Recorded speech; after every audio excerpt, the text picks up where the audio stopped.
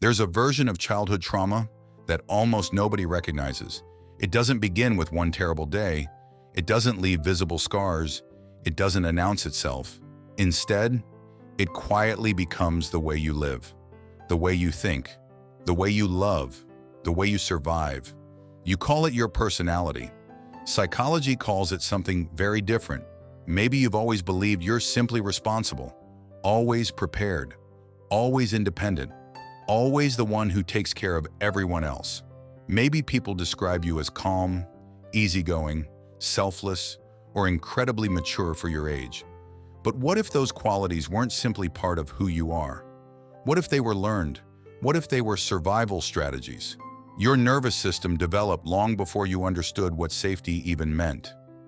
Today, we're going to explore 10 innocent behaviors that millions of people mistake for personality traits, when they may actually be quiet echoes of unhealed childhood trauma. Not to blame your parents, not to relive the past, but to finally understand yourself. Because once you recognize where these patterns began, you stop asking, "What's wrong with me?" And you start asking a far more important question: what happened to me? And that single shift can change everything. But before we look at those 10 behaviors, we first need to understand something surprisingly few people ever learn: what childhood trauma actually is. What is childhood trauma, really? When most people hear the word trauma, they immediately picture something obvious: abuse, violence, neglect. A single event so painful that it changes a person's life forever. And yes, those experiences can absolutely be traumatic. But modern psychology has revealed something that surprises many people. Childhood trauma isn't always about one unforgettable moment. Sometimes, it's about hundreds of moments that seemed too small to matter. A feeling that your emotions were inconvenient. A home where you never quite knew what mood someone would be in. Being praised only when you achieved something, but rarely for simply being yourself. Learning that love could disappear if you disappointed someone. Growing up believing that staying quiet, being helpful, or becoming the easy child was the safest way to belong. None of those moments may seem extraordinary on their own, but the brain doesn't measure trauma by how dramatic an event looks from the outside. It measures it by how safe you felt while living through it. And for a child's developing nervous system, feeling emotionally unsafe again and again and again can quietly shape the way the brain learns to survive. Over time, those survival strategies become automatic. You don't even realize they're there. They become the way you think, the way you react, the way you build relationships, the way you see yourself. Carl Jung once wrote, "Until you make the unconscious conscious, it will direct your life and you will call it fate." Modern psychology would describe it differently, but the idea is remarkably similar. The patterns we never become aware of often become the patterns we continue to live. That's why so many adults spend years trying to change their habits, without ever asking where those habits began. They blame themselves for being anxious, for overthinking, for always trying to please everyone, for struggling to relax. They believe something is wrong with their personality, when in reality, their nervous system may simply be repeating lessons it learned long ago. The fascinating part is this: many of the behaviors we're about to explore once had an important purpose. They weren't weaknesses, they were brilliant survival strategies created by a child's brain that was simply trying to feel safe. But what protected you as a child doesn't always protect you as an adult. Sometimes, it quietly becomes the very thing holding you back. And that's exactly what we're about to discover. Because the first behavior looks almost like a strength. In fact, most people admire it. They call it being responsible. Psychology calls it something very different. The first behavior looks like one of the greatest strengths a person can have. People admire it. They trust it. They often describe it as being responsible, reliable, always prepared. But psychology sees something else: hypervigilance. Imagine someone who always arrives early, who has a backup plan for the backup plan, who checks every possible detail before making a decision. Who reads the menu online before going to a restaurant just to avoid the discomfort of not knowing what to order? From the outside, this looks like discipline, responsibility, maturity. But for many people, it isn't really about being organized, it's about feeling safe. Children who grow up in unpredictable environments quickly learn one powerful lesson. If I can see the danger before it arrives, maybe I can stop it. Maybe I won't get shouted at. Maybe I won't disappoint anyone. Maybe I won't get hurt. So their nervous system becomes incredibly alert, always watching, always scanning, always preparing.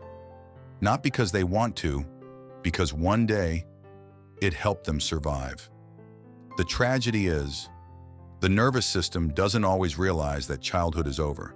Years later, the same child becomes the adult who can't relax, who constantly overthinks, who feels anxious whenever something is uncertain.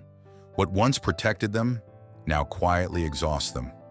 The second behavior is much quieter. Someone compliments you. You did an amazing job. Instead of simply saying thank you, you immediately reply, it wasn't that difficult. I just got lucky. Anyone could have done it. Most people call this humility, but often it has very little to do with being humble. Children who only receive praise when they achieve something rarely learn to believe they were valuable simply because they existed. So compliments begin to feel uncomfortable, almost suspicious. Accepting them feels dangerous, because somewhere deep inside, there is still a fear that if people truly expect something from you, one day you'll disappoint them. So you reject the compliment before life has a chance to take it away. Then comes one of the most misunderstood behaviors of all. You instantly notice when someone in the room feels uncomfortable. Nobody says anything, but somehow you already know. Their voice changes, their face changes, the atmosphere changes, and before you even think about it, you begin adjusting yourself. You become quieter, kinder, more careful, trying to make everything feel okay again. People often call this empathy, but sometimes it isn't empathy, it's survival. Psychologists call it emotional parentification. A child who constantly had to monitor a parent's emotions often grows into an adult who feels responsible for everyone else's emotional state. They aren't simply reading the room, they're searching for danger. They're making sure nobody becomes upset. Because long ago, that was the safest way to survive. And perhaps the saddest part is this. Many people spend their entire lives believing these behaviors are simply who they are. They proudly say, I'm just an overthinker. I'm just too sensitive. I'm just naturally independent. Without ever realizing, those weren't personality traits. They were brilliant survival strategies created by a child who simply wanted to feel safe. But the next behaviors go even deeper, because some of the patterns we mistake for kindness are actually quiet signs that we never learned how to believe our own needs mattered. Some of the remaining behaviors are even harder to recognize.